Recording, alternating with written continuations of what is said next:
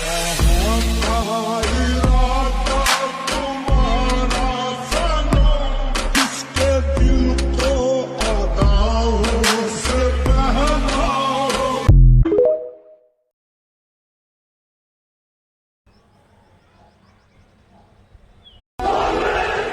দেশের 20 টাকার নোট থেকে 60 গম্বুজের মসজিদকে সরিয়ে মন্দিরের ছবি বসানো হয়েছে। যদিও এই কথাটা সত্য না, কারণ বাংলাদেশ ব্যাংক এটাকে মিথ্যা প্রমাণ করেছে। কারণ যে গভর্নর বেটা টাকাগুলো ছাপে সে খুব ভালো করে জানে এটা 95% মুসলিম দেশ। এই দেশে মুসলমানদের মস্তিষ্কে আঘাত করলে তার পরিণতি কতটা ভয়ঙ্কর হতে পারে।